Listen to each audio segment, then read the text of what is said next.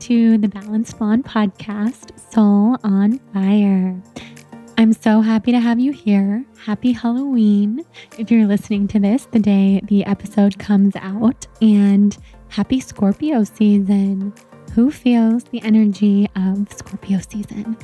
Because I definitely do, after a basically entire month of October in bed because I've been so sick, and also all of that calming Libra energy. It feels good to have a little bit of a jolt, and I feel that energy jolt from Scorpio season. Also, after the full moon last week, I have felt pretty all over the place, and I'm wondering if you guys have too.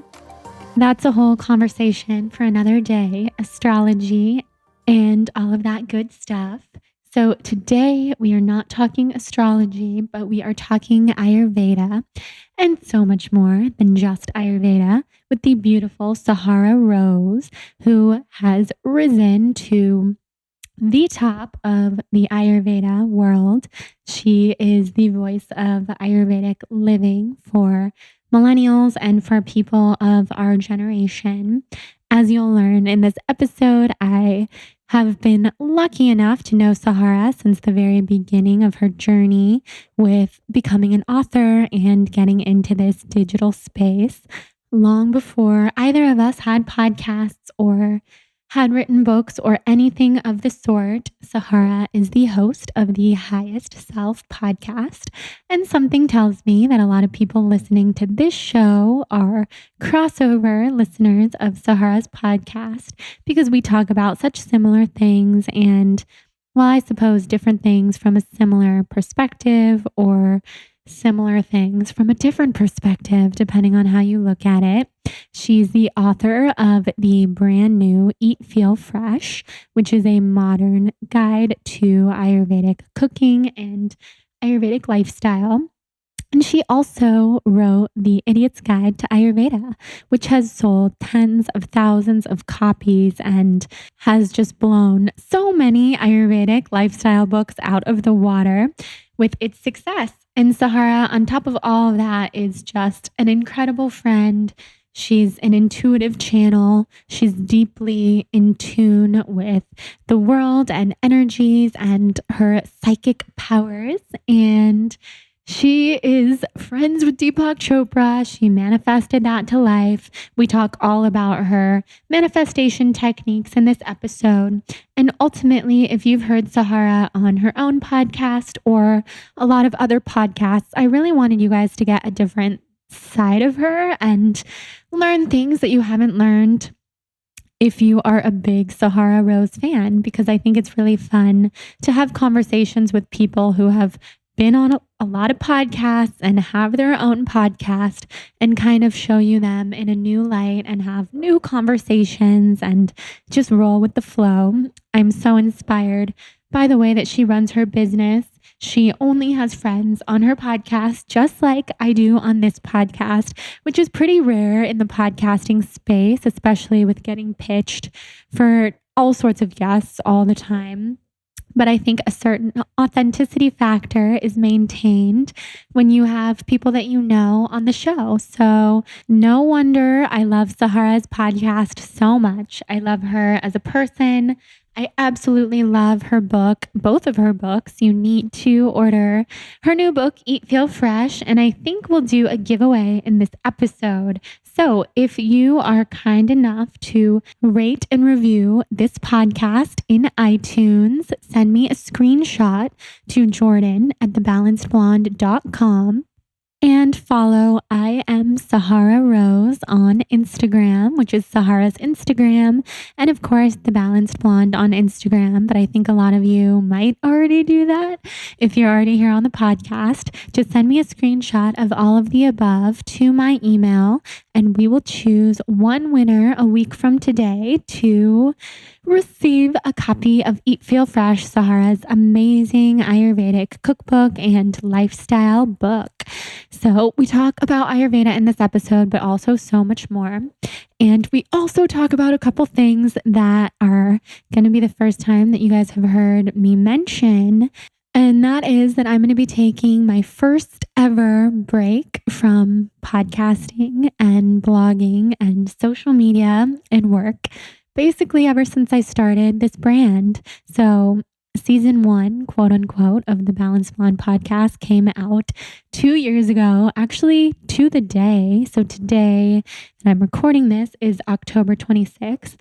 And 2 years ago, my first ever podcast episode with my best friend, Brandon Cohen, as the guest, came out. And it's been 2 years, every single week. It's been amazing. And most of the time, podcasting fuels me. It sets my soul on fire.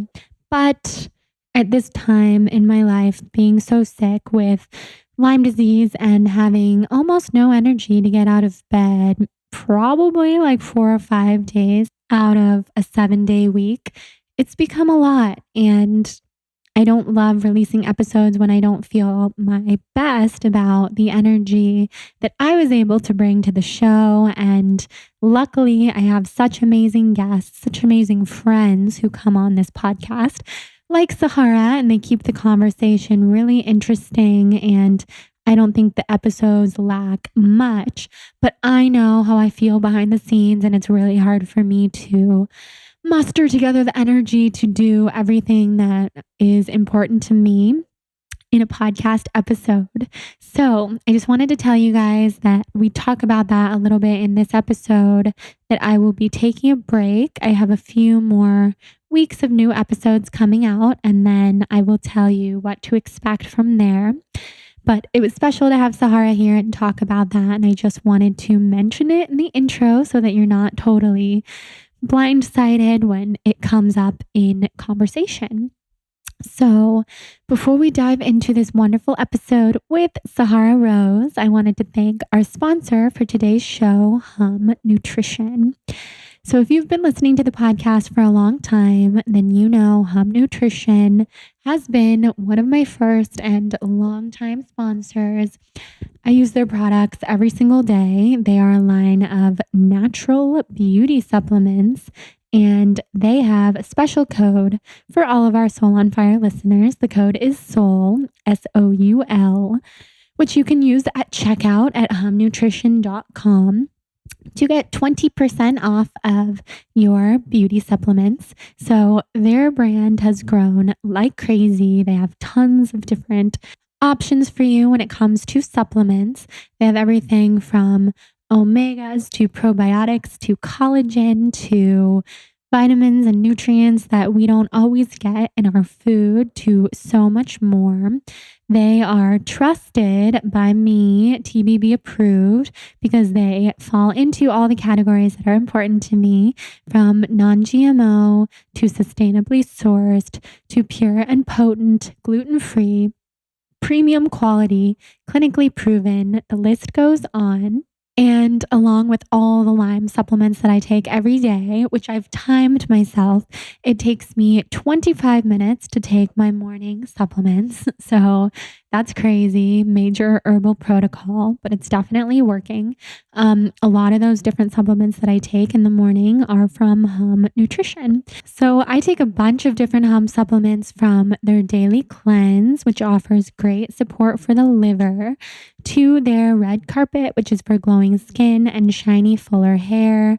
I take their Glow Sweet Glow vegan gummy for skin hydration. And I also take all their omega supplements, and once in a while, I use their collagen pop, which makes like a fizzy lemon rose water that tastes delicious when I feel like I need a little boost of collagen. If you don't like putting something in your water, they also have collagen pills. Collagen Love is what it's called. So their branding is super cute. And if you don't know what type of supplement you're looking for, you can just head to their website, and you can actually speak with a nutritionist on their website and ask them what they think would be best to support whatever you're going through with your health. So Hum Nutrition, head over there, use the code SOUL at checkout, and enjoy. And without further ado, let's head into this episode with the beautiful Sahara Rose.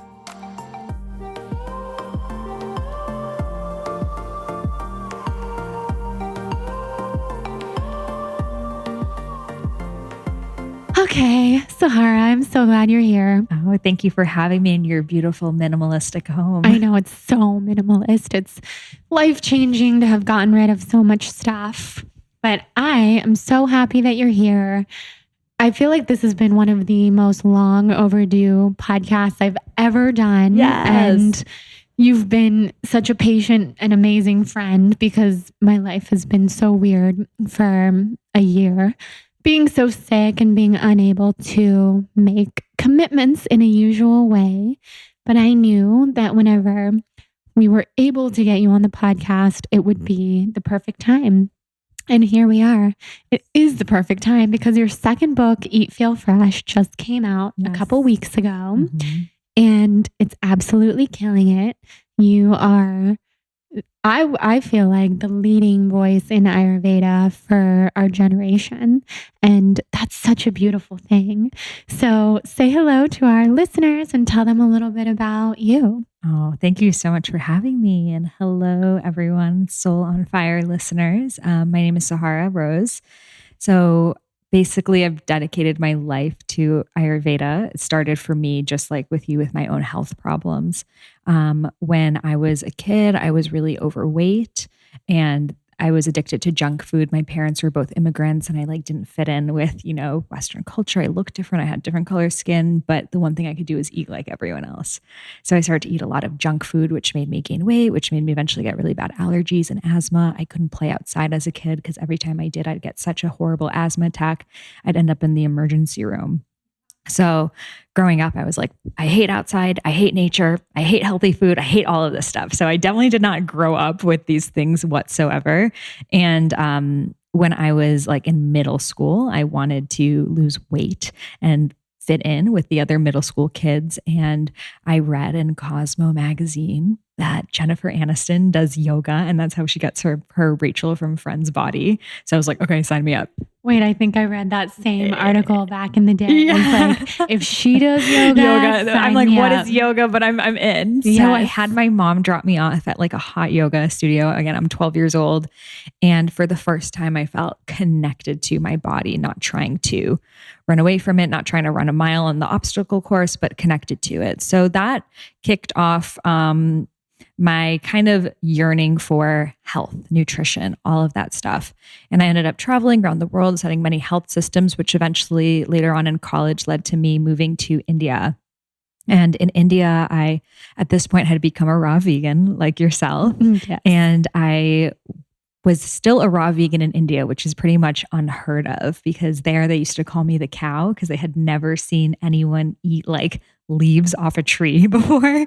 So they would call me the cow. And at first I felt really good on the raw vegan diet. But after 8 months, my health really started to deteriorate. So it started with really bad digestive issues. Every time I ate, I was in so much pain and I was on the pill, had gotten off. I didn't get my period for 6 months, a year, 2 years. My hair started falling out. I lost a bunch of weight. I was always getting injured, always hurting my bones and joints. I couldn't sleep at night. It would take me 4 hours to fall asleep. I always was anxious, but I didn't even know the word anxiety. I just thought that's just how my mind is.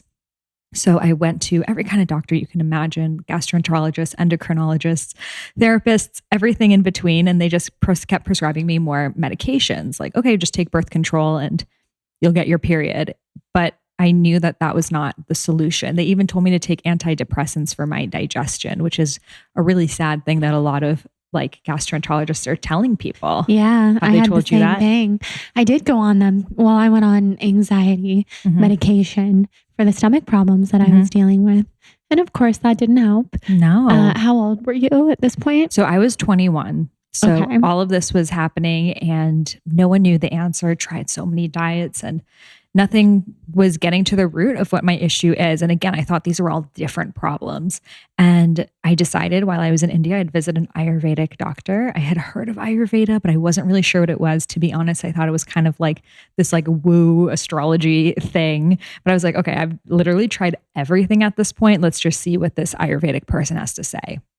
And the moment I walked into that office, she said, Beta, which means daughter. She's like, oh, you're too pretty to never have baby. I'm like, huh? What? And she knew that I was infertile and told me that I was at risk of Alzheimer's and osteoporosis because my body had essentially just shut down. So I got a blood test, 0 estrogen, 0 testosterone, body in total menopause. And like all of the systems in my body had shut off because I wasn't like getting the nourishment that I needed, but also mentally in my life. I had such a vata imbalance, which we can talk about, but I didn't know what I was doing. I was going into so many different directions. Every day I was like, I'm going to be a jewelry designer. Like I'm moving to Africa. Like I'm going to make jewelry in Africa. So like everything. And I thought that I was going to be a human rights lawyer. And then I started to work in the like human rights offices and I hated it because it was just like a desk job. So not only did I have this going on in my body, I had it going on in my mind. So when I learned about the vata imbalance, the air imbalance, I was like, okay, this is just my autobiography. If I die, just read vata. And that is me right here. Yes. I'm even wearing my vata. No, I'm not wearing my vata AF shirt, but I have one. And I felt so understood for the first time in my life. But the suggestions that she was giving me were not making sense for me. Like ghee, the solution to everything. Right. And lots of rice, lots of lentils. And also, I can only eat Indian food for the rest of my life. That's the only way I can be healthy. Yeah. So I really long to follow the Ayurvedic guidelines, but I really needed a modernized approach that works for today's time. And that's how I began writing my first book. Yes. And I can now bring up what I was saying to you before we started recording, which is I met you when you were working on your first book at Equinox. Well, you weren't working on your book at Equinox. We met at a yoga event in Santa Monica, and you were telling me all about this book you were working on and this Ayurveda study that you were doing, and basically said, I'm working on this book. I don't have an agent. I don't have a publisher. I'm just writing the book and I just believe in it and people need this information. And I remember you also saying just the hours that you were putting into it day after day after day after year. And I was pretty blown away by you as someone who I think my book had just come out and I couldn't imagine writing a book without an agent or anything or a publishing deal because it's so much work. And then to know maybe this won't go anywhere. Maybe nobody will believe in me. That's such a scary thing, which is still a feeling and a fear that you have even when you do have a publisher. But your book just far surpassed probably even your wildest dreams. You've sold tens of thousands of copies, over 50,000. Who knows at this point how many maybe you do. But I'm just so proud of you and inspired by you. And walk us back to that time when you were writing this book and nobody really believed in you yet, knew who you were, etc.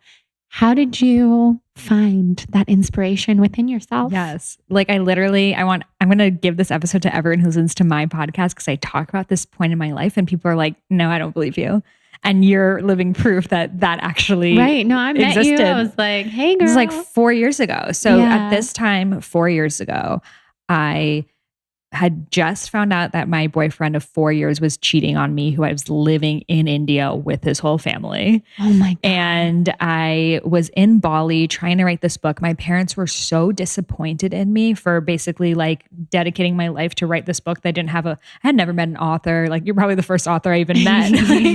And I had no idea what a publishing process even looked like. But I just knew that my health is being changed by creating this modern approach. And most people are not going to go to India and figure this out on their own. And I knew instantly that download came through that I was going to be the one to bring this out. But I had no kind of person to like look like. The closest person was Deepak Chopra because he had written a book about Ayurveda in 1991 when I was born. Right. I was like, he's done it like way long time ago, but that was the only person I had. And I remember like things with my family got so bad. Like it was to this point that when I lived in India for 2 years. I was studying Ayurveda. I literally had given everything to it. And my parents were so angry that I wasn't getting a job, wasn't going down the path. And I remember like being in my playroom where I used to play as a kid and hearing my parents just like screaming and shouting like, what is she doing? This is your fault. And like, no, it's not my fault. Like she's out of touch with reality. Like she's crazy. And then my dad coming down and being like, you're a loser. You're a failure. You're the scum of the earth. We want nothing to do with you. Oh my And this is because gosh. I'm writing a book on Ayurveda, but more so that it was really coming from their deep fear that I would not be able to provide for myself, that I would go off on this path and I would never make it. And so they were saying, well, why can't you just be happy like doing what other people are doing? Why don't you just like become a real estate agent? Why don't you just like go work a corporate job? Like, what are you looking for? And I kept just saying truth. And they're like, what? You're going to realize there's no such thing as what you're looking for. And, you know, it's all because of Maslow's hierarchy, right? Like when your basic survival needs have not been met, all you can care about is survival. And my mom was a refugee and my dad was an immigrant. So for them, it's like survival. So they're not reaching self-actualization. The fact that I am didn't make sense to them. So I remember being in that playroom, hearing my dad, the person who I'd literally spent my whole life trying to please and like, look at my good grades, look at this, look at that, say that I'm like a disgrace to him, a failure to him, that he wants nothing to do with me. And that is the moment that I became free. Because after that, if I have no one to please, I essentially died and now I'm an orphan and I have to parent myself. That the closest word is like, I don't know, can I swear on this podcast? Yes. Like unfuckwithable. Yes. Like there's nothing you can do now that can break me down because I have nothing left anymore. So I might as well just go for it. And that is what provided me the strength to essentially figure out how this whole publishing thing works. When I met you, that book I was writing has never gotten published. That book was called Eat Right for Your Mind, Body Type. Oh my God. That book has I didn't realize that book has never been published, but it provided me with the strength and the wisdom that I needed. That eventually I met a literary agent. We pitched the book to 30 different publishers. They all said no. All of the fears in my mind, you're too young, no one cares about Ayurveda, you're not the right person for it. That was echoed back to me from all of them. So she was like, sorry, kid, we gave this a go, but it's not going to work out. And then I still was imagining this book's going to be at Barnes and Noble's somehow. And then 2 days later, she gets a call from Penguin Random House, which is like the largest publishing company. And they're like, we're looking for someone to write the Idiot's Guide to Ayurveda. So this is part of like the Idiot's Guide series that's in like all the bookstores and whatnot. So basically, long story short, she told them about me. They said she's too young, whatever. But they were like, okay, if she were to write the table of contents, what would it be? And I had a week to do it. And that day I just channeled through. And this is not like a simple table of contents. This is like a 16-page, like to the paragraph table of contents. I just like spirit guides came through and I wrote that table of contents that day and I sent it back. They said, okay, let's see the first chapter. The next day I wrote that whole first chapter. And 2 days later I was hired to write this book, which you would think would be an amazing moment. But then I was like, oh shit.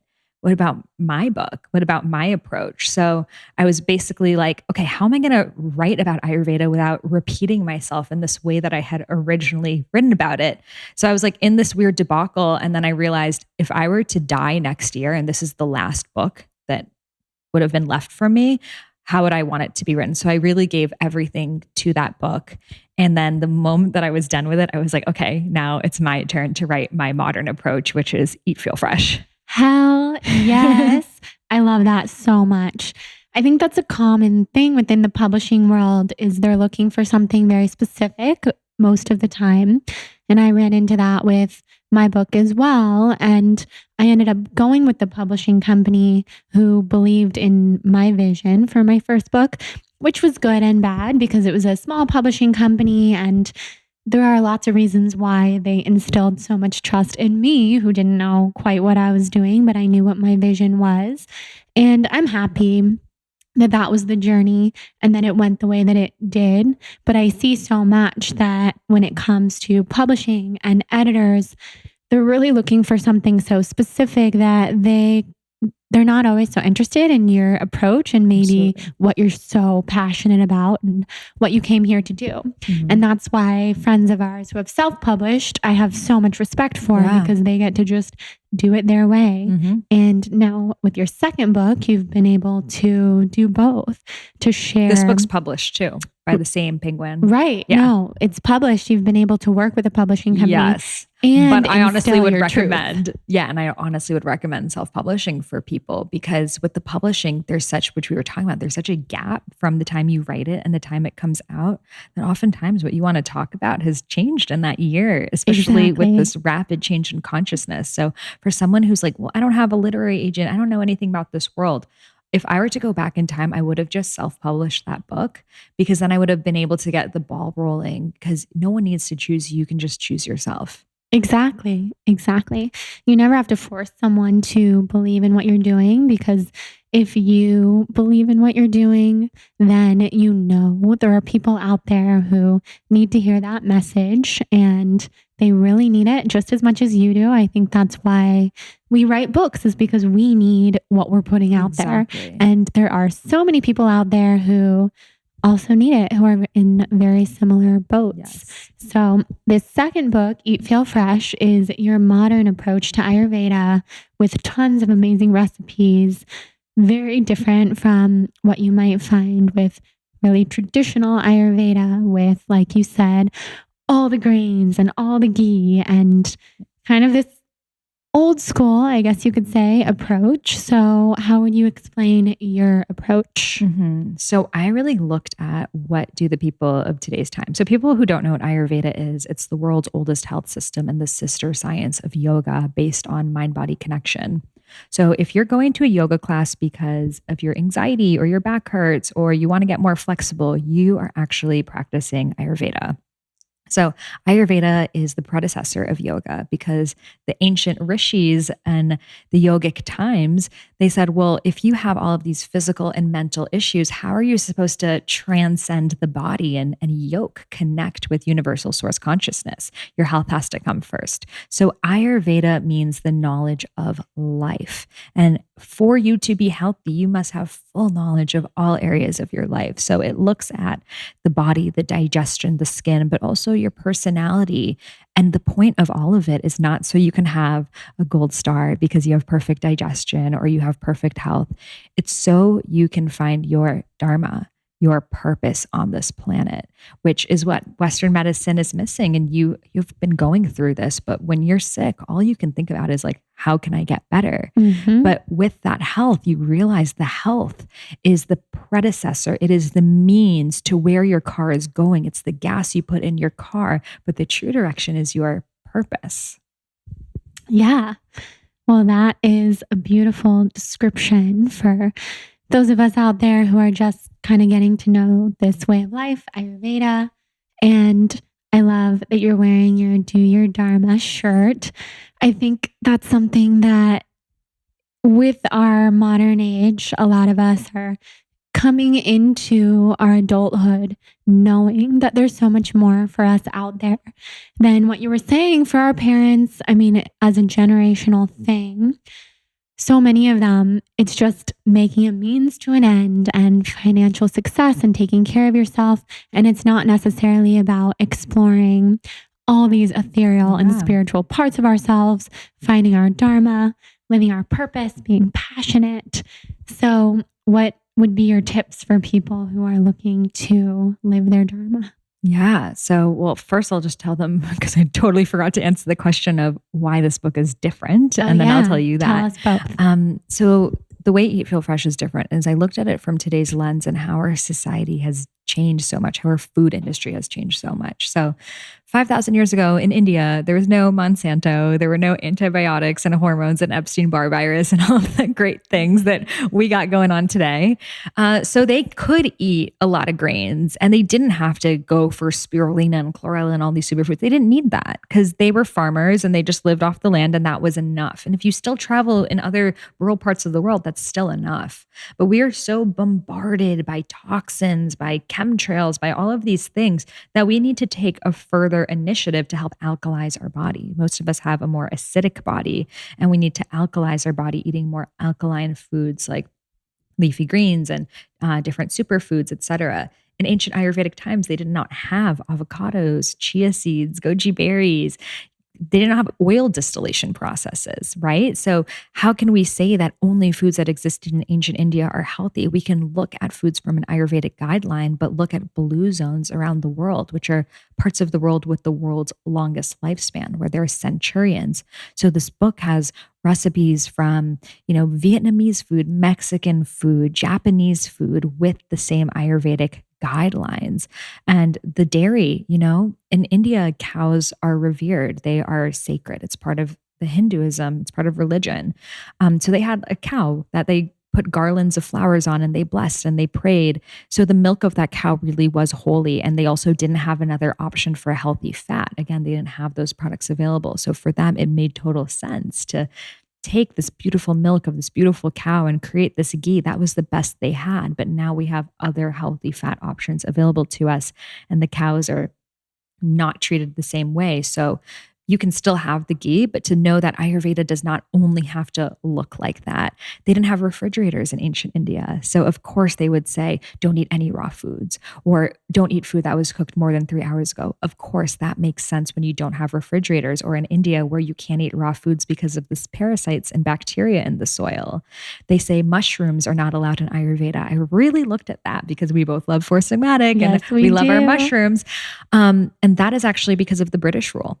The British, when they came in India in the 19th century, there were a lot of psychedelic mushrooms growing. So they did not want people to ingest Which we also love. Yeah, we love those. So they did not want people to ingest psychedelic mushrooms because they'll open up their third eyes and see how screwed up this is, that some foreign country is controlling them. Yes. So they would say mushrooms are tamasic. They make you dull. They make you tired. Because probably someone's tripping on shrooms lying down. They're like, he's so tired. What's wrong with him? Yeah. Also, it's really hot. It's not like the best environment to grow mushrooms. So a lot of them are poisonous. So they said, don't eat any mushrooms. So I went through all of the things Ayurveda says, what makes sense for today's time, what doesn't. But the core findings, the mind-body connection, the differences in our physiology, which in modern science, endomorph, mesomorph, ectomorph, that's Vata, Pitta, Kapha. When you look at the different genotypes, they match the doshas. When we look at 95 of serotonin, happiness hormone is in the gut, that's the mind-body connection. So these guidelines are forever true, but the way that we can approach them is very different. And when you truly honor Ayurveda as a living and breathing science that even looks different in different parts of India, you'll see, of course, it's going to adapt for today's time. Yeah, you're such a wealth of knowledge when it comes to all of these things, because I do have people telling me quite frequently, well, if you look at Ayurveda, they say you shouldn't do the mushrooms and all this stuff. And I've always just tried to be intuitive with it and feel into how does Four Sigmatic, for example, make me feel. It makes me feel great. I've cut it out of my life for months at a time for when I was trying to figure out what is giving me these rashes all over my body. And I felt better with it. And that's real Ayurveda in practice, right, to listen to the body. To be intuitive. Yeah. But also it's nice to know the history and all the background. So that's the first time I'm hearing that. And I'm happy to hear that. Mm-hmm. Yeah, I think a lot of us, we still look at things, even the doshas, we look at it from such a Western perspective. We're like, I'm a Pitta, so let me print out the Pitta diet and only eat the Pitta foods. And you're missing the point of Ayurveda. Exactly. And I'm really happy to hear you say that, because although I have not studied Ayurveda the way that you have, I've been interested in it for years. I started doing panchakarma when people were like, what the hell is that? I mean, I think most people still say, what the hell is that? But I found Ayurveda through my therapist when I was in college. And I was so lucky that he was this psychiatrist who was going through this really integrative transition in his life. And he looked at me from head to toe, riddled with anxiety on every single type of medication you can imagine for insomnia, anxiety, depression, gut issues, the list goes on. And he was like, I've just started working with this Ayurvedic practitioner. You should check her out. And I did, and did the panchakarma, learned a lot about the doshas and whatnot. And I find just from all those years of really loving Ayurveda and practicing it, and then finding Surya Spa and you and all these really amazing teachers, when I hear people talking about their doshas as if it's like a club, like the Pitta club, or like, oh my God, I'm a Vata, so I can't eat that. I just want to tell them sometimes, like, there's so much more to it. Yeah. We are all tridoshic, or maybe that's not the right word, but we have all 3 doshas within us. And then there's all the subcategories and the seasons of our life, like how we were talking about me thinking that I was a Pitta, but really I'm more of a Vata with this Pitta imbalance. Mm-hmm. So maybe you could enlighten us on all of that. Mm-hmm. Definitely. So we are born with something called our Prakriti, which is our natural born constitution. That's basically the deck of cards that you were handed. So you may have born primarily Vata, secondarily Pitta, lastly Kapha. But then life happens. So you, for example, you were, in New York, getting a lot done, like in college, getting your master's. So your Pitta is going to go up. In the middle ages of our life, naturally our Pitta goes up. Earth is like, okay, you need some fire because you're like figuring out your life right now. So all of our Pittas go up. But what happens, especially in our society and especially in cities like New York, the Pitta goes way too far out of balance. So when your Pitta is really high, and I do think you do have a good amount of Pitta in your Prakriti, but I feel like you're more Vata in your truth. The Pitta creates a lot of sensitivities. So the rashes, hives, rosacea, irritations, you suddenly become really sensitive to things, which was happening to you when you were in college, right? You were on all these medications and just everything you felt like you needed. Actually, your body was intuitively telling you, I need a juice cleanse because you were so inflamed from within. That was your intuition working. So your Pitta was out of balance. And when Pitta is out of balance in the body, it creates Pitta in the mind. Fire in the mind. So fiery personality is like, I know what I want. I'm going to go get it. They're scheduled, they're routine, they're organized, they're structured. They have like their Q1 to Q4 goals and like they are going to hit them. Yeah, that's not me. Right. But you were operating like a Pitta. So you were co-creating this Pitta imbalance. So then if an Ayurveda practitioner saw you at that time, they say Pitta's out of balance, which is the truth. It was too high. But in your truth, in your core, which I can tell, one, from the shape of your face, you do have a more Vata face. Vata features skin. I mean, just your essence is very Vata, very airy. You're Libra. I wonder what your Vedic astrological sign. I don't know if you've looked into that. I don't know. You can see your primary dosha in Vedic astrology as well. Interesting. Mm-hmm. Is that something I can look up online, or you need to work with a Vedic, and I can give you referral. Oh, please. Yeah. Well, maybe just give it here because other people might want. Yeah, I love Dr. Suhas Kshirsagar. He's been on my podcast twice. He's amazing. Deepak connected me with him. He's Deepak's doctor and he's amazing. Nice. He's in Santa Cruz, but he does Skype consultations. Shout out. I'm going to be in Santa Cruz Dr. Suhas. in a few weeks. You should go visit him. I can reach out to him. He's amazing. And he's very good at the pulse reading as well. So what's your Vedic sign? Yeah. So I'm very close to all 3 doshas. Like I was actually born close.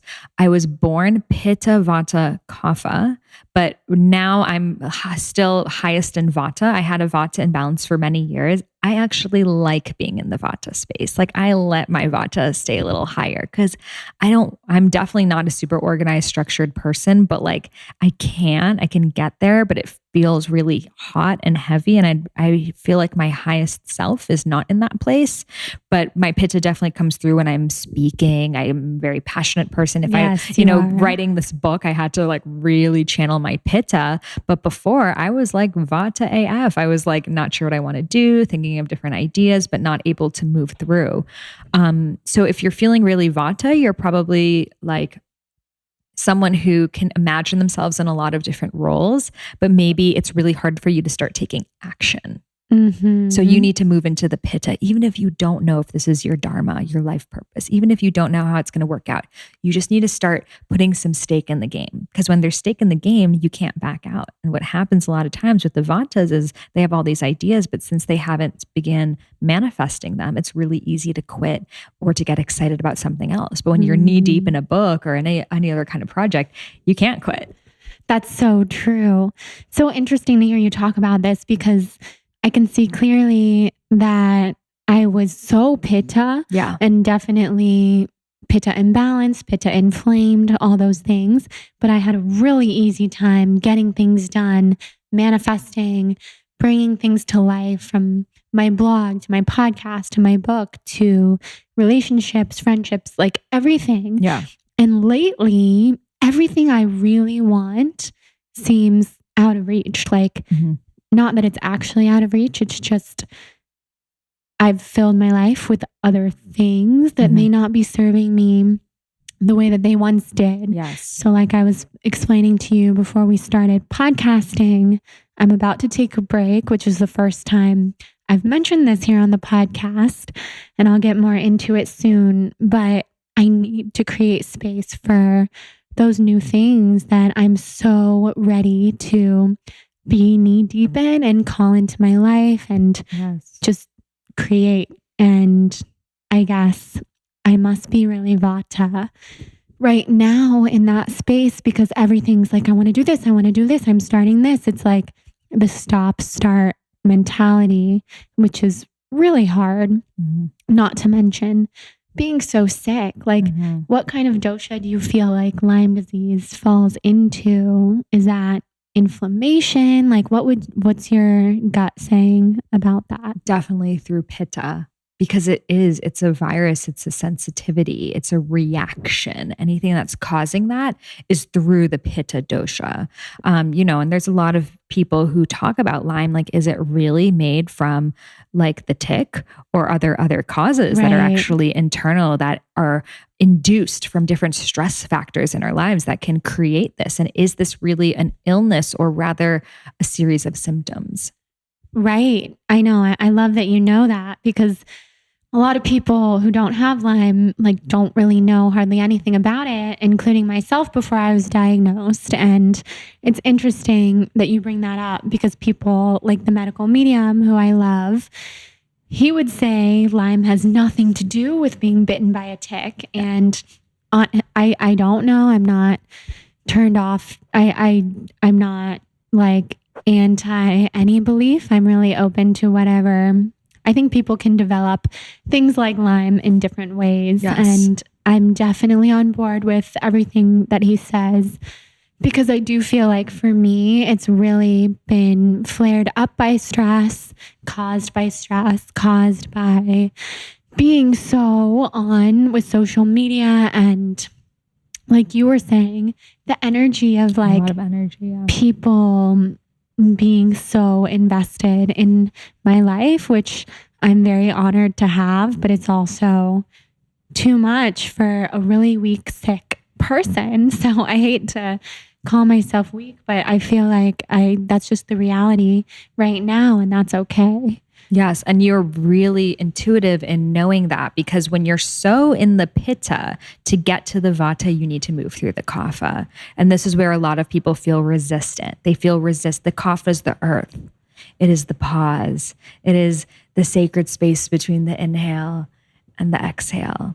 And we fear that so much. We fear if I put a hiatus on my social media, then people are going to forget about me. Or if I shut down my business, I'm going to go broke. Or if I don't stay relevant, then who's going to care about me anymore?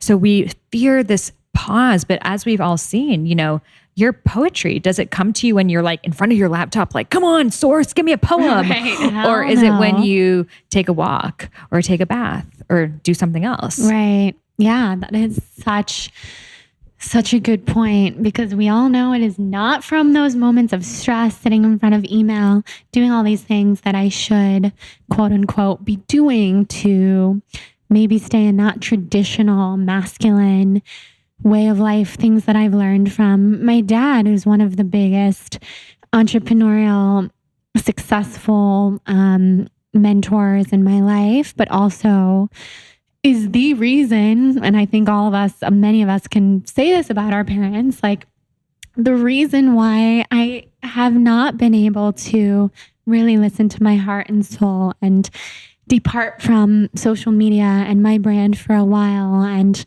live my truth, live my dharma, live my human design, which is a reflector for people who might not know. And I know that you, Sahara, are a projector. So how do you feel like things like human design work with Ayurveda? Yeah, I see a lot of parallels. So projectors, if you think about that, they sort of are looking from a bird's eye perspective, just like Vata energy. So they're seeing things that others cannot, but they may not have the energy and the drive, the Agni, the fire, the Pitta to create them. They can get there, but that's not how they best operate. And a lot of projectors are operating like generators. A lot of Vatas are operating like Pittas because our society is so Pitta. And we are dealing with a global Pitta epidemic. The inflammation in ourselves is creating inflammation in society, which is creating this gun violence, war, hatred, anger. It's created this ripple effect. So now we are seeing through moving into the Kapha, like where everyone's truth is. So the Vatas are very much the projectors who are here to guide, but not necessarily like have that warrior like energy to execute. The Pittas have that. I see generators very Pitta, but also manifestors very Pitta. So they're really like doing, like getting things done. That's not hard for them. That's actually how they best operate. That's how they find their purpose. And they love working in teams, collaborating. They want to feel like part of something bigger.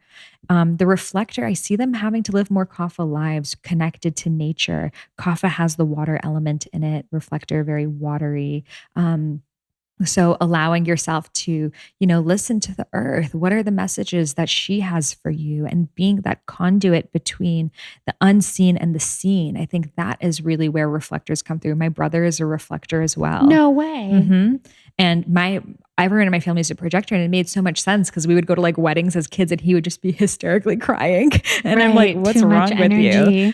And he's not operating for that. But, for example, writing poetry, that's a beautiful place for a reflector to be. But I always tell you, I'm like, you should move to Ojai, but like living by the land. You just know me. Yes. You just get it. Like everything I'm thinking for my own life, you say it first, like before it can like even right come here to fruition. in the Akashic records, and it's so obvious, and you already know. Right. Oh yeah. And you were the one who taught me about the Akashic records too.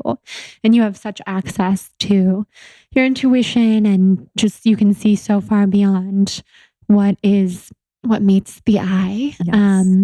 Which we all can. We all have the capacity to. It just takes getting out of our stories. Right. And you've done the work to get to that point. You saw me like kind of moving to Ojai and opening a wellness center, or spending time in Kauai and writing a poetry book. And these are things like, Kauai, this is what my soul wants. Kauai, I don't think is a full-time place for you because it's so watery.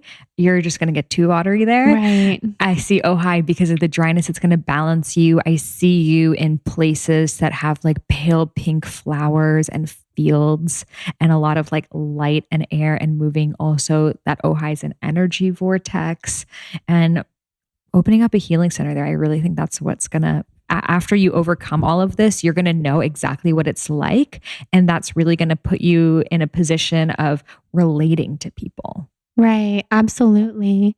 And like we were saying before we started recording, I'm in the shitty part of my story. So like the memoir that is yet to be written, I'm just in the thick of it. And personally, I don't feel like that's the best time to be podcasting and to be putting my energy into the universe, because I'm just so low energy. I'm not myself. And the you 2.0 is only going to emerge when you move through the Kapha. Exactly. Yeah, this is so beautiful. Now I know why you're finally here on the podcast and why things have taken so long, because you're here to tell me to move through the Kapha, and not just me. This is a message for everybody listening, whether it be needing more Kapha in your life, or needing more Pitta, or needing more Vata. Yeah, because some people are too in the Kapha too. Right, exactly. Some people are like waiting to be ready, waiting. I need to sign up for another course. I need to get a master's. I need this. I need that. And you're never going to be ready. Were you ready to write your book? No. Were you ready to start this podcast? No, but you just have to move through the unknown to do it. So if you're really in your Kapha, you may be like, oh, my job's fine. Because Kapha is really chill. So it's like, it's fine. I mean, I don't love it, but it's okay. Or, oh yeah, we've just been dating for 5 years. I mean, we have nothing in common, but online dating is just too much. And that's when you have to start dreaming. Because through the Kapha, I can't be Gary Vee and be like, yo, get shit done. Like that's going to be too much for the Kapha. Absolutely. You have to move into the dreaming. What is it that you really want? What would your dream life look like? What would your dream health look like? Get into that place of dreaming, and then naturally the idea will download through the chakras, and that will give you the direction that you need to move with the pitta. Oftentimes we don't wait for the idea. We start to move and we're executing on an idea that is not in alignment with our truth. That was beautiful. What you just said, that was for sure channeled. Like that's just, I was going to say insane, but it's not. It's perfect. It's exactly what I needed to hear, and probably a lot of other people too. Okay, just a brief interruption from this conversation with Sahara to talk about our second sponsor for today's episode, Thrive Market. So I'm very excited because I just completed my selects page on thrivemarket.com, where you can head over and see all of my favorites on Thrive, which is so many things, considering the fact that I literally get everything on Thrive Market.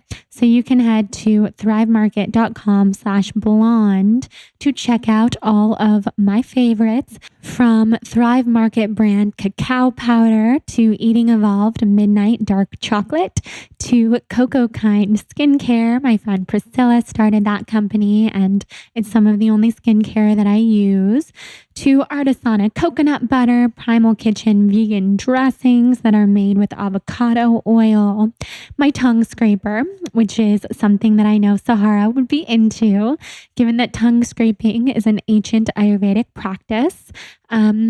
I also use Ayurvedic mouthwash and Ayurvedic sandalwood soap that has turmeric in it. So head over to thrivemarket.com/blonde to check all of that out, and also to get $25 off your first order plus a free 30-day trial on Thrive. So just to tell you a little bit about Thrive, Thrive is an online marketplace with a mission to make healthy living easy and affordable for everyone. So they're able to basically take down the prices on all these different premium products that you would buy at the grocery store or a drugstore or all over the place. But you can get them on Thrive for between 25 to 50% off of where you would find them elsewhere. So it's kind of crazy, and that's because they go directly to each brand rather than having a middleman where you have to end up marking up all the pricing, and we as consumers just get ripped off a lot of the time.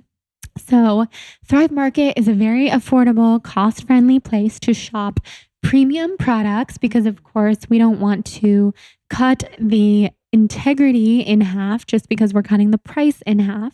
And that's what I love about Thrive Market. So you can get everything you need there, from non-GMO food and snacks to vitamins and supplements, personal care products, home goods, non-toxic beauty products, kitchen staples, even cat food. I get Hudson's cat food on there. Baby food, dog food. They have a little bit of everything for everyone. So head to thrivemarket.com/blonde to check out my favorites and get 25% off of your first order plus a free 30-day trial. Do you feel like you're living your dream life right now, or what would be your dream life if you're not currently living it? Yeah, it definitely is. I mean, clearly, all of the, this week, as you saw, I was in 3 different cities. I spoke on 18 TV shows in one day. Right. Okay. How? Insane. Like, my sick self right now literally can't imagine such a thing. Because the energy is not coming from me. It is coming through me. It is source energy, which is infinite. And I am just tapping into that. So I haven't just had a coconut water today, and I'm like full power because I'm being fed by something that's so much greater than me. It is more nourishing than any food, any chocolate, anything can ever provide me with. And that is being in alignment with your truth. How do you access that? That is through self-awareness, through, a lot of people, they've never asked themselves, why? Why am I doing this? Why am I showing up? What is the point? And to get to that why, you're going to have to also go through the shadows of I'm not going to live forever. Everyone that I'm going to meet is eventually going to disappear. So what is my why of still moving through this? And when you get to that and you realize that you were assigned here on this planet for a specific purpose that only your incarnated soul can fulfill. And by not rising up to that, you're doing a disservice not only to yourself, but to mankind. So when you realize that, you have the gift of sharing, you have a massive capacity of being able to take feedback from others. A lot of people cannot do that. That is a superpower that you have, Jordan, because you are meant in a way to be this sharer, this storyteller through your own personal life. In your past life, I believe you were some sort of medicine woman sharing wisdom to people like by fires. I can see that for you. So we all were incarnated here for different reasons. So when you are able to tap into the fabric of your soul, your blueprint, your doshic constitution, and then you start to take that walk, things start to move fast. And opportunities that you couldn't even have created for yourself start to happen. Like I walked up to Deepak Chopra at a conference and he wrote the foreword of both of my books and is my mentor. Like what that Right. I couldn't have planned that, Not at all. And well, first of all, for people who don't know like your whole story with Deepak, we have to tell it. But I just want to say before that, like manifesting is so real. And you manifested this mentorship, friendship, texting basis, literally like friends with Deepak Chopra, not like friends, you are friends, and he believes in you so much and he knows that you're carrying the torch of Ayurveda and it's beautiful. And I've definitely had that with manifesting certain things where you wouldn't even believe. Yeah, Gwyneth, Gwyneth is literally my idol in life and I still don't believe it that we have friendship, that she follows me on Instagram, that she congratulated me on my engagement, like these things where, I idolize this woman and I couldn't have planned getting to know her. But you shifted your vibration to match her vibration and that's how you connected. Exactly. That's all it is. No, exactly. And other things like Jonathan asking me, who's your dream guest on your podcast? And this was like a year and a half ago. And me saying, as crazy as this might sound, because this person isn't like Oprah or anything, Trevor Hall, the singer. Stop, because I'm dying. On my drive here, Spirit told me, listen to Trevor Hall to get on her element. Oh and my I listen, God. like I'll show you my phone. I was listening to Trevor Hall. No, I never listened to him. But something told me was like, you need to listen to Trevor Hall first. Trevor is my everything. Like his music is my medicine. I totally believe that. It literally actually is your vibration because it prepared me by listening to him for you. Yeah. Like we were connected in a past life. Whatever kind of medicine he brings through his music is what I need to heal. I feel like maybe you and him will like make a song with your poetry and he's singing it. Oh my God. I would be so happy. So basically, I said out loud, Trevor is my dream guest. I really want that to happen. I would choose Trevor over any A-list celebrity. Like Trevor, I just want him on my podcast. And the next day, his manager reached out to me and said, like, he has this new album, blah, blah. Would you be open to having him on your podcast? And I dropped dead. I was like, please. And now he's been on 3 times and I'm friendly with his, not manager, but some kind of, she works with him, publicist, Krista. I hope you're listening, Krista. I definitely think he's going to make a song with your poetry. Yeah. And so my current goal. Is that what you guys are thinking about? I mean, that is like next level. Yes. Like, please, Trevor, be open to that. But I want him to sing at my wedding. Oh, yeah. And sing as I walk down the aisle. And not necessarily be like our wedding talent. Like, I wouldn't even put that on him. He's too sacred to me to perform like as our band unless he wanted to. That will definitely happen. I just want him to sing as I walk down the aisle, and I've asked him and he's super flattered, and the fact that like the message even reached him is enough for me to be happy. And hopefully the dates work out and he's not going to be on tour. But all I want is for Trevor to sing as I walk down the aisle. And these are things that like, if you speak what you want into the universe and it's in your vibration and you're aligned with it, It happens. And realizing you're worth it too. Right. You're worth it. I mean, I was terrified to send through this message. Trevor, I know you're an extremely busy person. Your tour is probably your priority. That was like my message to Deepak too. Right. Yeah. Like, I'm getting married. And when I close my eyes and envision my wedding, you're singing as I walk down the aisle, and you're standing up there with me and my future husband. And I'm marrying you instead of right. Oh, exactly. And then we can get married. And like, I even idolize your wife, but like, I'm open to anything. And to have his response be like, oh my God. I mean, he gets asked this kind of thing all the time, like deeply flattered in a real way, because he's a humble, amazing soul. That, like I said, is enough for me. So whether the answer is yes, or it just can't happen for whatever reason, the fact that I was able to even ask him is beautiful to me. I think it will happen. Oh, me too. I mean, it's happening. Yes. I would change my wedding Congratulations. date. I would Trevor's lose my deposit. at your wedding. Yeah. Just start imagining as if it already happened. That's a trick that I do. Right. Like, I'm like, oh my God, before the book came out, I'm like, oh my God, I'm so glad everyone's enjoying the book and it's getting, because I had so many fears bringing out the book about like, old school Ayurveda people. So I kept on just imagining if it already happened. So tell yourself like, oh yeah, Trevor's saying so beautifully singing at my wedding. Yeah. It was everyone's favorite part of the ceremony. I was crying. And also make it bigger than you.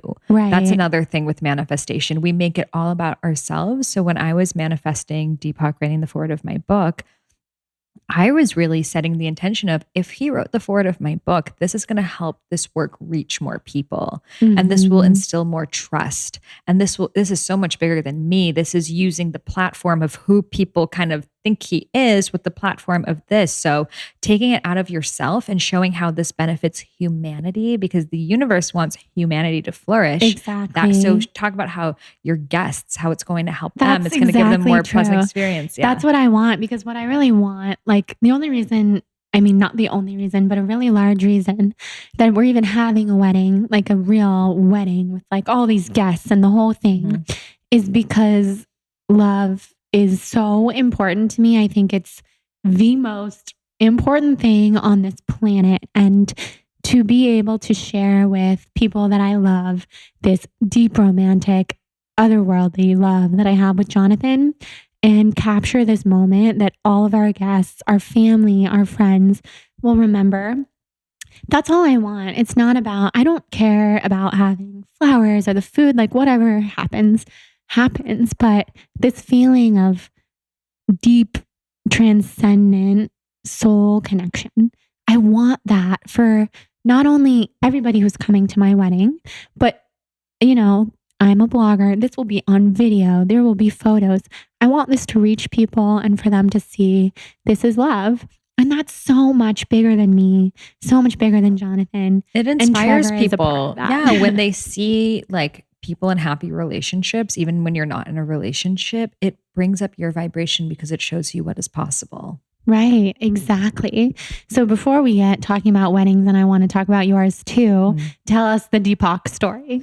Yeah, it's a long story. I'll try to shorten it as much as possible, because probably a lot of people too follow you. Yeah, basically, I had always looked up to Deepak my whole life. When things were going so bad with my parents, I'd be like, one day I'm going to be friends with Deepak Chopra, and they're like, you are a literal crazy person. And then when I wrote Idiot's Guide, I was like imagining like, how would I ever get it to Deepak? And, I had no connection to him. So I was at this conference, and he was not a speaker there. And I remember, what was the conference? It was a yoga and science conference at Long Island University that like someone that I met on Instagram invited me to. I was like, okay, sure. And being open to the universe. So I went, and I remember it's like all of this research, like why breathing is good for you. And I'm like, okay, I don't need the research. Like I just know breathing is good for you. And I remember thinking in my head, like, okay, I'm going to leave when it's lunch break, because the only thing that could make right now really lit is if Deepak Chopra walks on stage. And I was like, just pretty much always thinking about him. Yes. No, I get it. And they're like, okay, it's lunch break. Oh, and here's our sponsor, Deepak Chopra. And he walks on stage. And you didn't know he was there? No. And he just goes, hello. And he walks off. Oh. And I knew this is probably the only time in your life that you're going to see this person in real life. So you need to go for it. So I walk through a crowd of 1,000 people. I walk onto the stage where the speakers are. I go backstage. I see him. I have full body chills. He's talking to Full someone. body chills. I'm like, holy shit, that's Deepak Chopra. Like, ooh. And I just stand next to him until he's done talking. And then he looks at me like, okay. And I'm like, hi, Dr. Chopra. My name is Sahara Rose. And I like, basically, I'm like, and start profusely talking about how I like stalked every member of his family and like his his grandson goes to school with my cousin, blah, blah, blah. And I was like, my God, yes. He's like, okay. And I'm like, and I wrote this book, Idiot's Guide to Ayurveda. It would mean so much to me to send it to you to take a look at. He's like, okay, sure. And he gives me his email and I'm like, like I have Deepak Chopra's email. This is the highlight of my life. And so I told my friend and I was like, I'm going to send him my book and like, maybe he'll write a quote for it. And then she was like, well, what would you really want if anything could happen? And I'm like, I don't know. Like he wrote the foreword of my book. And she's like, why don't you ask for that? I'm like, I can't ask someone I just met to write the foreword of my book. Like that's a big deal. And she was like, she's all into like Abraham Hicks. And she's like, just imagine it. So I was like doing some major Kundalini stuff, like staring at his picture, like doing everything, like praying for our souls to like unite, like all this stuff. And I sent him the book and he responded super fast and he was like, yeah, I love it. And I asked him to write a quote and he's like, I'll write a quote. And this is where it gets cray. So I was just so happy to have a quote from him. And my book was going to print on Monday. This is like Saturday. And I had kind of thought about the forward thing in my head, but I was never going to ask him for something like that. So I was in New York in such a rush, crossing the street, eating while I was crossing the street, like late for my meeting. And this homeless guy's like, hey, can someone help me cross the street?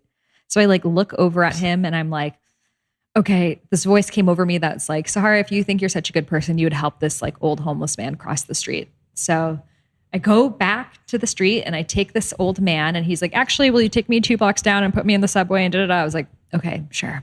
So I'm taking him, I start talking to him. Turns out he was a refugee from the Iraqi war and he had 2 sons that they lived in LA. And like, we were just talking and we were actually having a nice conversation. And I put him in the train and I'm like, by the way, what do you do? Like, where are you going?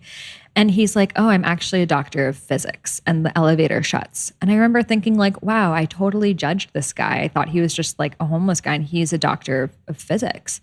So I remember walking thinking like, I just loved that interaction.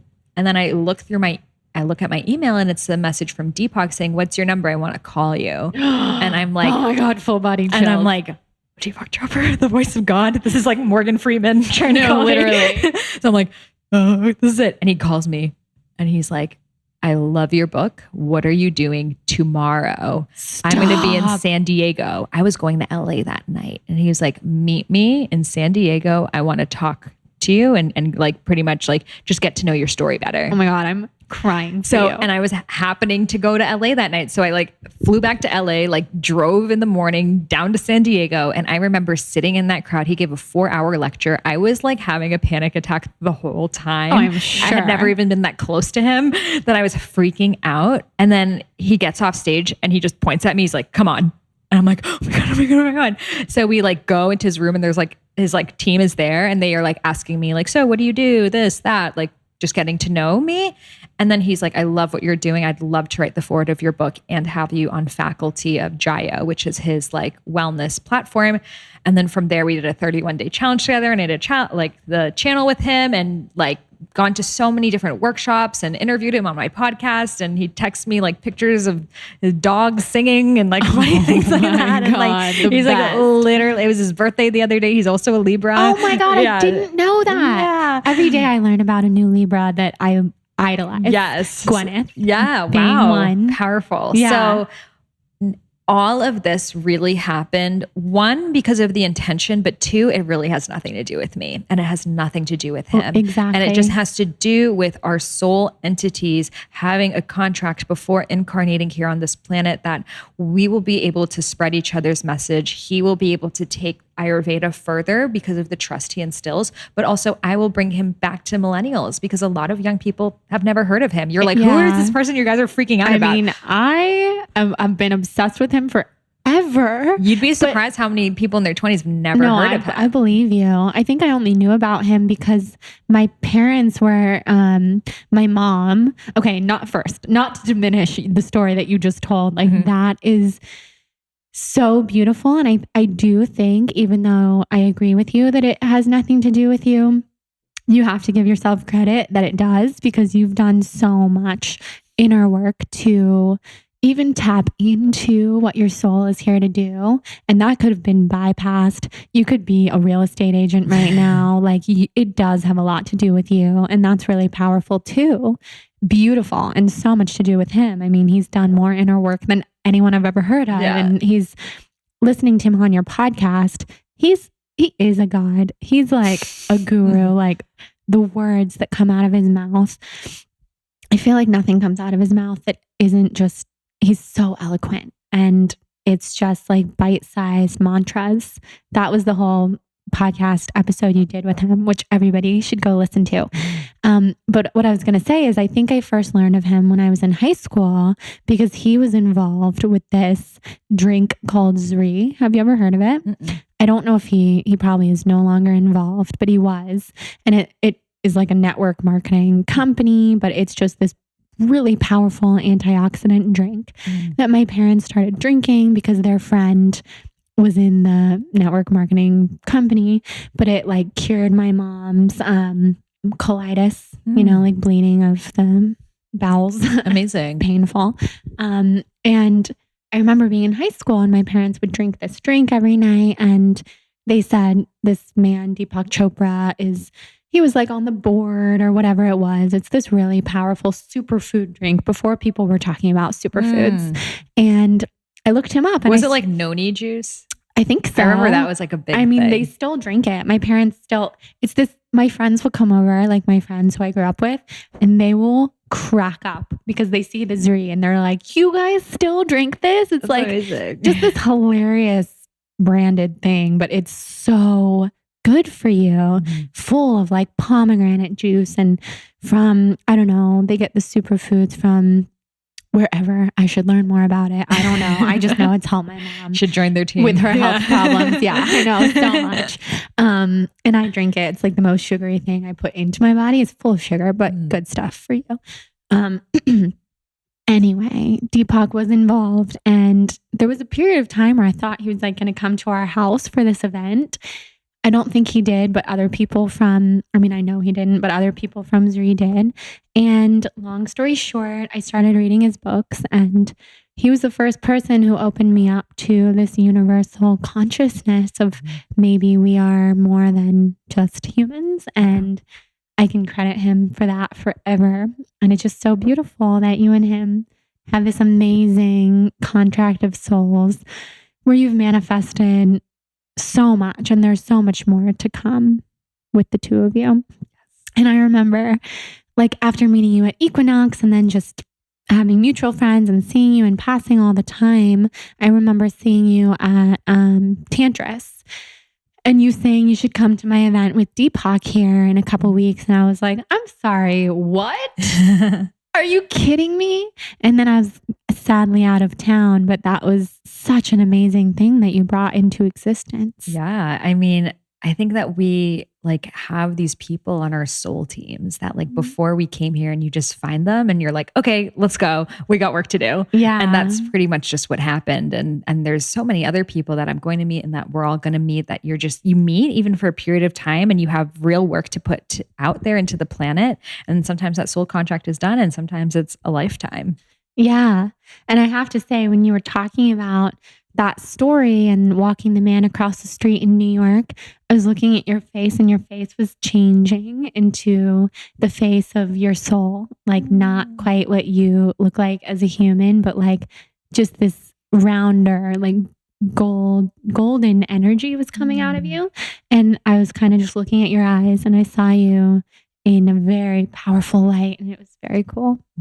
Thank you for that. Yeah, it's amazing. A little sunbeam coming out. Yeah, it is. Yeah, I mean, it's amazing when we really look at someone's face and seeing it shift and take different, forms. It's so cool. And just seeing that we all come forth with all of these different experiences. You can call them past lives, you can call them soul contracts, whatever, but it's like we're like living out different dharmas within this life.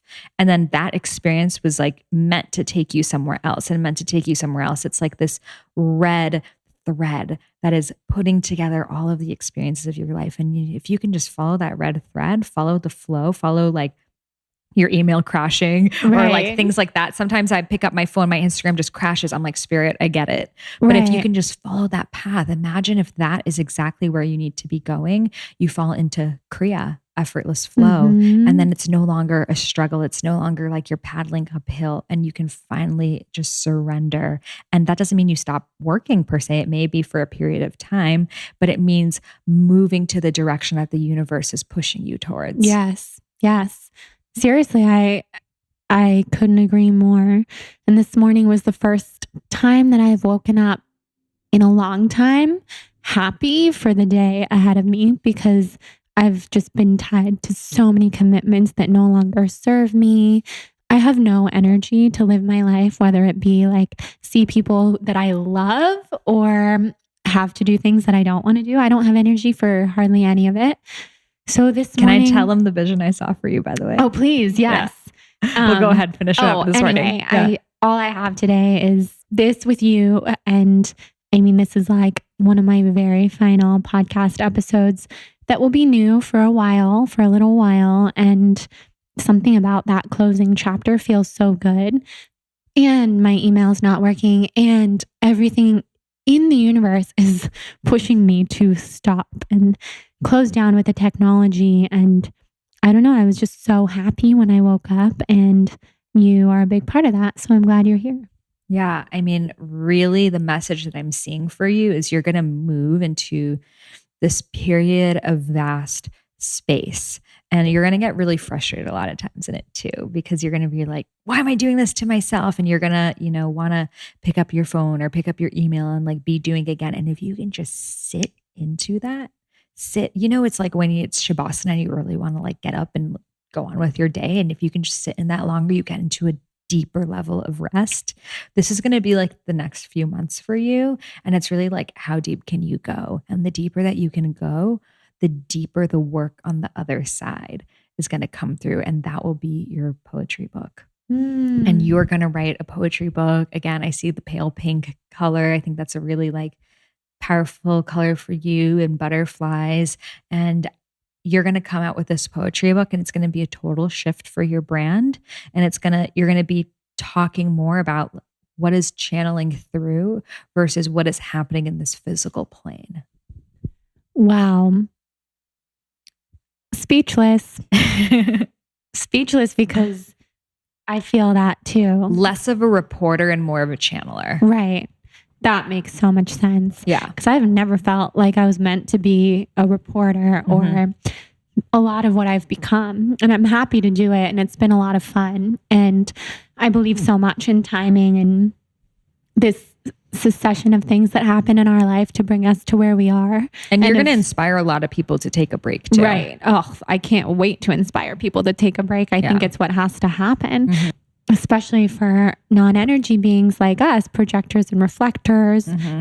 But maybe energy beings need it just as much as we do. Right. But I see it so clearly. And I have this. Oh, something else just came through. So you're opening a healing center in Ojai later. But in this full healing body chills, like head to toe. Yeah. And I told you this like last year. Yeah, you did. You did. I was just like having fun in Ojai. And you're like, you're opening a healing center. You're opening a healing center in Ojai. Yes. Yeah, you're going to move there. And it's going to be really good because it's not too far from LA. Because I feel like Jonathan still has like work and stuff. And he like really wants to be here. 100%. And like more in the masculine and the doing. So it's very close. But you're actually going to have poetry workshops there. And you're going to be helping people with their healing move through it through poetry. And you're going to be teaching poetry workshops pretty much all over, once that health is healed, and like teaching people how to go through whatever their illness is, whatever their pain is, and take that essence and turn that into art. Oh my gosh. And the butterfly too, the cocoon to the butterfly. Right. Yeah. I feel like that is so me right now. I'm so in the cocoon and butterflies are following me everywhere. Holy shit. You're good. You see things. I want that. I mean, that's like, you're living your dream life and it's so clear. And I was, and that was like, you know, something I was so proud of, and that's all I want for everybody. And you still are, you're just at a different chapter of it. Right. Exactly. And I have to let some things go, and I have to do things that are really scary to me. They're not even scary anymore, but they have been scary, like to walk away from so much of what I've built in order to step into what's next. A novel also. Yeah, a novel. Definitely a novel, but I feel like a novel about someone who's going through health crises and letting go and finding yourself again. Like this is material right now. Right. Your soul is like, we need some material to work with. Right, exactly. It's like your life has been pretty damn good. So we're going to throw you a lot of curveballs. And you're going to turn it into art, and then you're going to teach other people to do the same thing. That's so beautiful. Okay, just one more brief interruption from today's episode with Sahara Rose to tell you guys about an additional sponsor for today's show, Viore Clothing. So before I get into why I love it, why it's the best, why I've been wearing it all the time, I wanted to first tell you that you have a discount code BLONDE at checkout at vioreclothing.com, which will give you 25% off. So that is a pretty big chunk right there, 25% off of such cute activewear that is made locally here in Southern California. So Viore is spelled Vuori, but you can also find it in the show notes and on thebalancedblonde.com/podcast, which might make things easier if you're driving or busy or whatever else, but you want to shop Viore later. So this would also be, since the holidays are coming up, such a fun holiday gift for friends, for family, for yourself, because we all know gifting to ourselves is important too. So a couple things that I want you guys to know about Viore is that their super cute activewear is not only comfortable and perfect for workouts, but it's also really nice just for everyday life, hanging around, lounging. It's designed as both activewear and loungewear. Their designs are modern yet classic, so they're timeless. They don't go out of style. You'll kind of find yourself gravitating to it in your closet all the time. Their absolute bestseller, which everyone talks about and everyone loves, and I now have a pair myself, so I can attest to how wonderful they are their joggers. They're super soft. You'll wear them every day. You'll want to sleep in them. You'll want to go on walks with them. They are so cute on top of how comfortable they are. And they also have an investment in happiness guarantee, which extends to their product. So if you don't love it, you can actually return it. And as their brand positioning, they love to offer communities free yoga and fitness classes, support local nonprofits, and provide community art shows and so many other fun things. So you should keep an eye out, because I have a feeling I'll be doing more with them in the future. They are close here in Encinitas, which is not so far away from where I live. So maybe some fun events coming up. They have a super cute Instagram, which you can check out at Viore Clothing on Instagram. So head to vioreclothing.com. Use the code BLONDE for 25% off to shop. See all their cute stuff. They're adorable, and they have stuff for guys. They have stuff for women. They are all over the place, and it is kind of wonderful. So check it out, enjoy, and let's head back into this conversation with Sahara.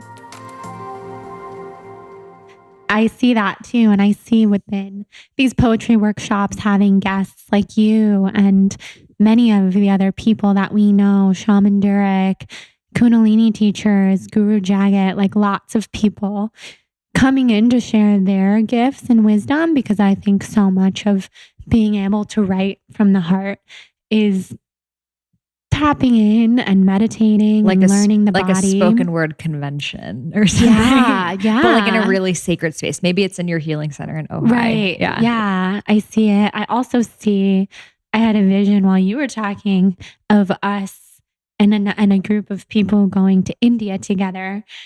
Probably like after we both have our weddings and all these exciting things and I heal and I have to be more healthy to go to India or to go anywhere. Anytime far. you want to go to India, let me know. Well, Deepak has a center there. He's like, bring your friends. I mean, hell yes.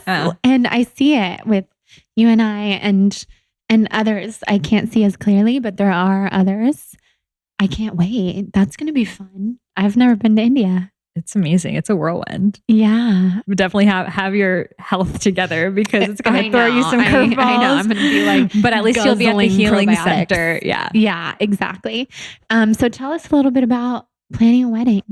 Yeah. So I got engaged in June, like right before you did. Yeah, literally. And it was a total surprise. I was in Bali by myself writing my book and pretty much my friend told me that she had planned her friend wanted to do a photo shoot with me. So I showed up at the photo shoot. I'm taking the pictures and someone pinches me from behind. I turn around and it's my boyfriend proposing to me. And I'm like, what? And you thought he was in America? Yeah. I had no idea. Right. So I literally thought I was like tripping on something. Best surprise. Best surprise. And on that trip, he got E. coli. And he was so sick. So I was like, this is supposed to be our engagement trip and you're so sick.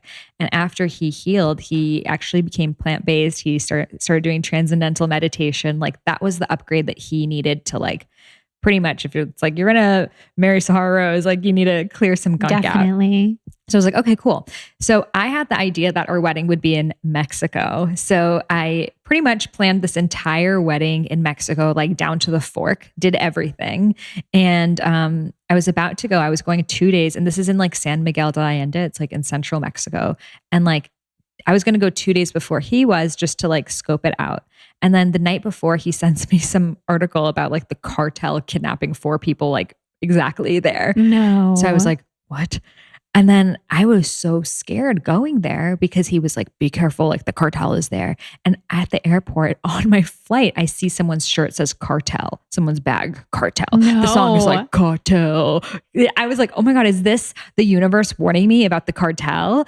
Or am I being crazy right now? And it's hard to know if it's your fear or your intuition. So I went, the cartel did not kidnap me.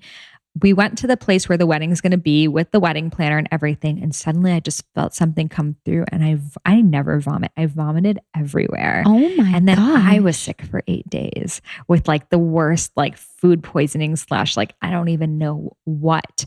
And that lesson for me was to let go of the idea of the perfect wedding, because the moment we got engaged, I just went straight. I don't know if you did that too, straight into wedding planning and like forgetting about what is the point of just this love and celebrating the love. And the message that came through is to really make every day my wedding. So I thought, what are the things I want in my wedding? Well, I want lots of fruits. I want lots of leafy greens, like crystals, Palo Santo for everyone.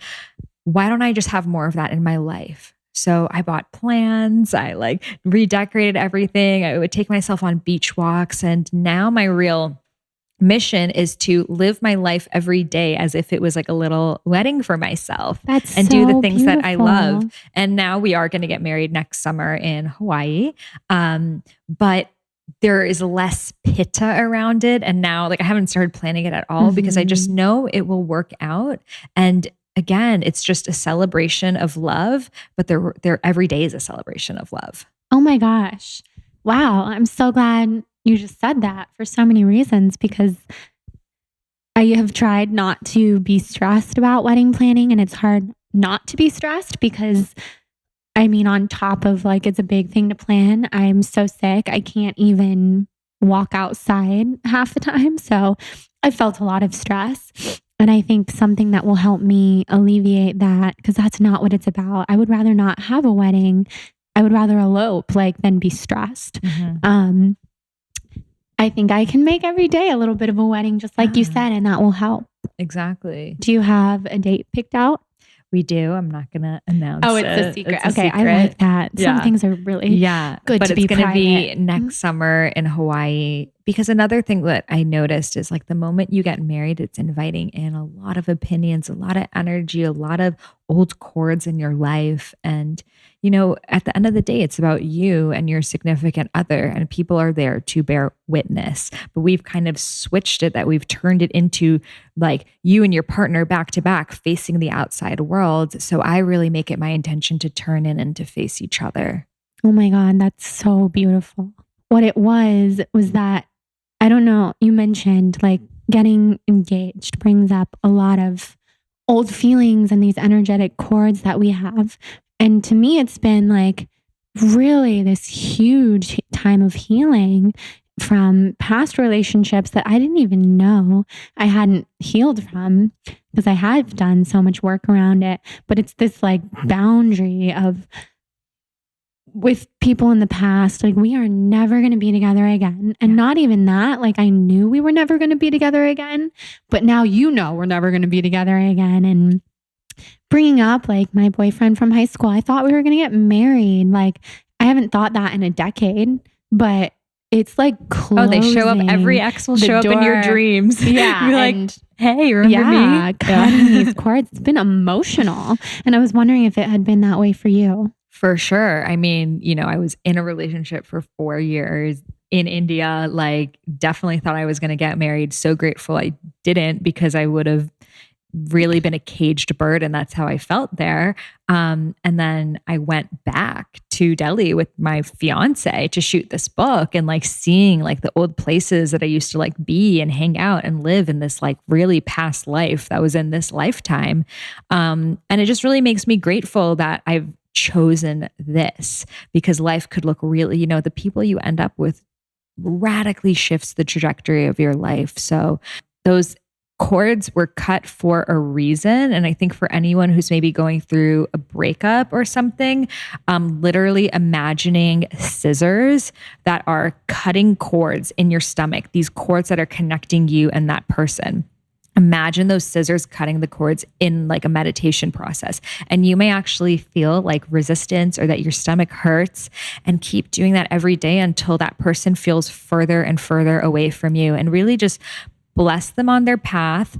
But it doesn't mean, you know, sometimes I feel like, especially as women, we're like, well, let me check up on this person. Let me see how this person's doing. Like, oh, well, we can still be friends. And it's like last night calling this person. Yeah. And it's like, honestly, with us women, there's just too much emotion there, and it brings us back to that place the same way a scent can. A conversation with an ex can really take you back to that vibration of who you were at that time. And I think it's just better to love from afar, forgive from afar. Maybe you've already had a forgiveness face to face, but you don't need to continue. You don't need to remain friends. I think that that's just holding on to something. Some people can do it. In my experience, it's been very much like it is done. Yeah, that's really helpful. Yeah. I think it helps me and will help a lot of people listening. I mean, letting go is so hard because you've loved that person for so long, and love is eternal. So, you know, you have to also forgive the part of you that still loves them. Right. Because that part of you will never die. You would not be a human if you stopped loving that person. Exactly. Yeah, that's so true and so beautiful. I totally agree. So I have rapid fire questions that I want to ask you that will lead into what are your sun, rising, and moon signs? Yeah. So my sun and my moon are in Capricorn, and my rising is in Sagittarius. Nice. Yes. So you do have that earthiness. Yes. And that drive of getting stuff done. And then the Sag is like truth. Mm-hmm. I have a lot of planets in Vedic astrology ruled by Jupiter, which is very much like seeking further meaning. And yeah, in Vedic astrology, it's much more lunar based. It's a little bit of a different way of looking at the stars. So there's different cycles that we're in, like that are kind of driven by different planets. So right now I'm in my moon cycle, which actually began 2 years ago. And that is my cycle of like family and like love and kids, which I'm going to be in for like the next 8 years. And then I begin this Martial cycle, which is going to be a new identity of who I'm going to be in my later 30s, which is like more of like a mission. So it's very interesting to look at Vedic astrology to kind of see where you are in your life right now. I cannot wait to talk to your Vedic astrologer. Yeah. Don't let me forget to get his info from you. Are you a night person or a morning person? I am a night person for sure. I wrote Idiot's Guide to Ayurveda literally like I pretty much was writing it all day, but I would be up to like 3 a.m. writing. For me, I feel more connected and more able to receive downloads when everyone is sleeping. The energy of the world is a little bit more calm and quiet, so I can really tune in.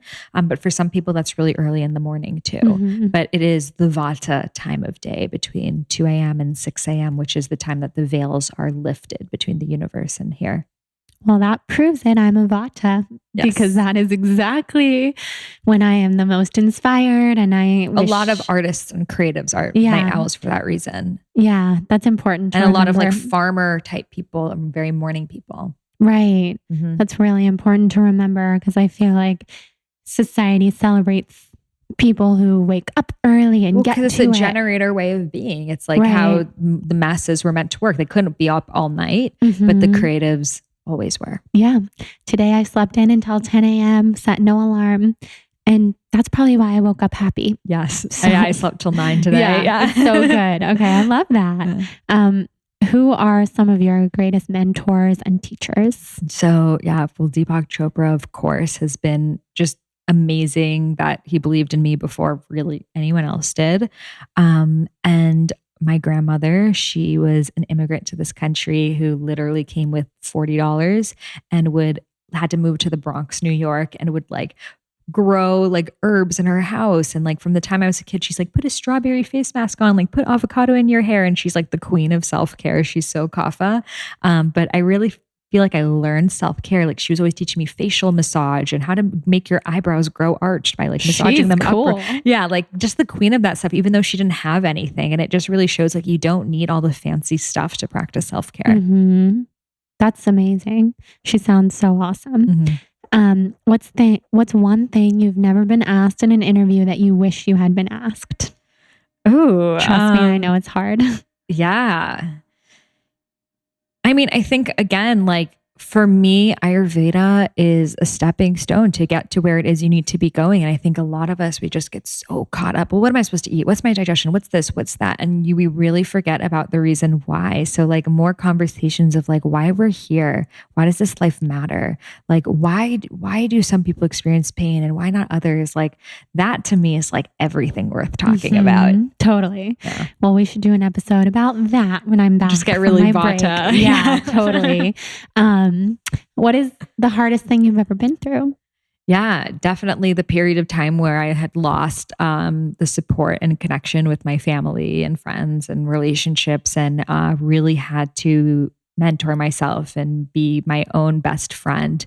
That was a period of real loneliness. I remember thinking like, okay, if I could just like get up and, do one thing today, I'll be proud of myself.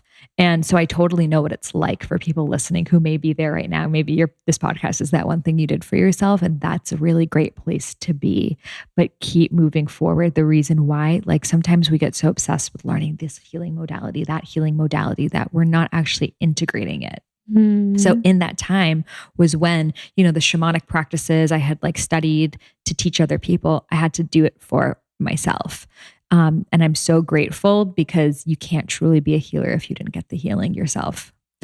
Yeah, that is so wild. What you just said is what I wrote in my journal this morning, like right before you got here, was because I'm really preparing for this break that I'm going to take. And I'm very excited to dive into these healing modalities so much deeper than I have, like Kundalini and human design specifically. But then I had to write for yourself, not because I find as a blogger, I turn everything into work. Like, totally. How do I study this so that I can be this and teach this? And it was so clear to me, like even my own writing was like, no. Correct what you just said. You must do this for yourself or else there's really no point in doing it. And then once I'm healed, I can do whatever I want. But first, I must turn this inward. Yeah. And to continue to take breaks like that, not just a one-time thing, to continue. I remember this summer, I was telling you I was feeling very overwhelmed with the amount of energy coming in. I was meditating on like a moat around myself. And it's like, I can choose who comes across the moat, because sometimes with social media, it's like everyone's texting you all the time. It feels like you're getting all these text messages.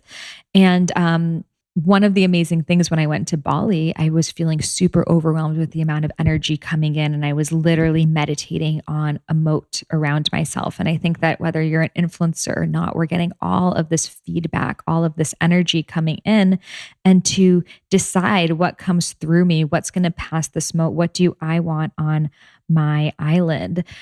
So having that space, having that pause, and living your life for yourself, I realized that I was reporting everything while simultaneously living it. Like I'd be like, I don't know, I went whitewater rafting. In my head, I'm like, how am I going to talk about this later on my podcast? Or I just got engaged. Like, how am I going to talk about this to someone else? And with social media, we've become these constant reporters that in the experience, I'm already thinking about how I'm going to regurgitate it. I remember telling a shaman about that. I'm like, do you feel like that too? He's like, I've never felt like that. Right. They're probably like, no. What? I thought that was everyone, but we've become like this simultaneously, like one foot in our lives, the other foot on social media, and we're not fully engaged in the experience. That's so true. And that's why I'm so excited to take this break, because I feel the exact same way. And I just have this deep craving to just live my life and not report it, and not even have to think of a way like to make a cute photo out of it, or some kind of caption that's going to accurately portray how I feel. Because I take that very seriously, and I really like connecting and communicating with people, or else I wouldn't. And I feel like in-person stuff is going to be really good for you. Like when you have your healing center and you do your workshops, like connecting in person, because you need the human connection. That is why you're here. You are a sharer. But with the social media stuff, it's so vata, it's so up in the air, it's so out of control, that having that grounding, that one-on-one, like really feeling their heart, that's going to really bring it home for you and for them. I totally agree. Yeah, that's beautiful. If you were a color, what color do you feel best represents your energy? Definitely turquoise. When I had the vision of the book, I imagined myself in front of a turquoise house holding a basket of fruit in a white off-the-shoulder shirt. And then I realized I was thinking of Chiquita Banana. Oh my God, yes. And then I was like, okay, how am I going to make this happen? And I realized there's a blue city in Jodhpur in India, and I had never been there. And I asked the publishers, I'm like, I think I should go to India to shoot the photography. They're like, we're not going to pay for that. So my entire advance I spent on going to India. I went on Instagram. I found random photographers in different villages, and I met up with them. So everything is turquoise to just represent my essence, which is also the throat chakra. Yeah. And you're such a speaker, and you're such a sharer, and you're so good at that. Oh, that makes a ton of sense. Amazing. And the photos in your book are so pretty. Thank you. So tell everyone where they can find you. Yeah. So you can find me on Instagram. It's I am Sahara Rose, Sahara like the desert. And you can take my quiz on my website, iamsahararose.com. I have a podcast as well, Highest Self Podcast, which once you're done with your hiatus, I'll have to have you on. And maybe you can do like a poetic like performance for us. That would be so fun. Yeah, like I'm really seeing like the kind of stuff InQ does. Do you know InQ?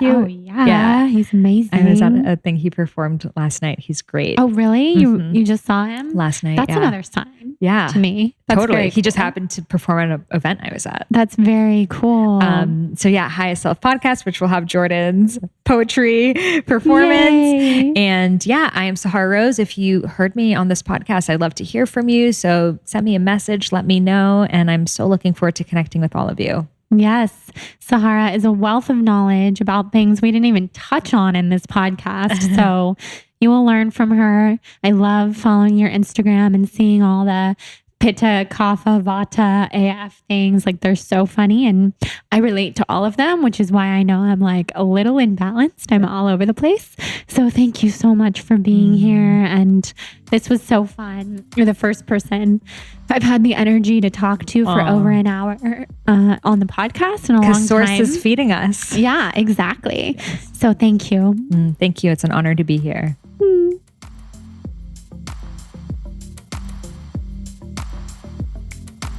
Okay. Okay, thank you guys so much for listening to this episode with Sahara Rose. I could have gone on and on with her forever. She's such a fun person to talk to.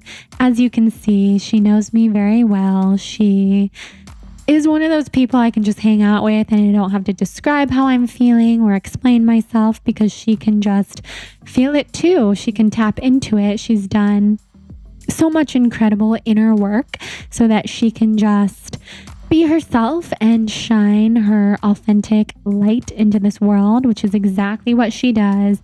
She's such an unbelievable teacher when it comes to Ayurveda and living your truth. Like she said, she is energized from source, and for that reason, she pretty much never runs out of energy and passion for what she's doing, whether it be speaking on 18 different TV shows in one day, going on podcasts back to back, writing her next book, doing other amazing things, texting with Deepak Chopra. She's always on top of it and she's always amazing, and I'm just so proud of her and I'm so happy to know her.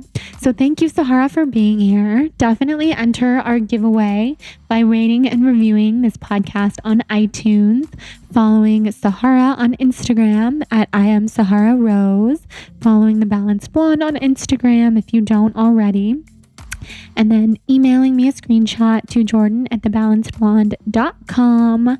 And that will enter you. We will choose a wonderful winner in about a week. And otherwise, thank you to our sponsors from today's episode, Hum Nutrition, Thrive Market, and Viore Clothing. You can find the codes for all three of those in the show notes, as you always can, and also on thebalancedblonde.com/podcast.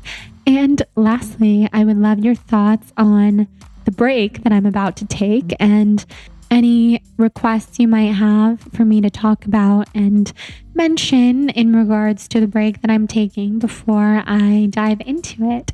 So you can also email those to me if you'd like. And otherwise, thank you so much for being here.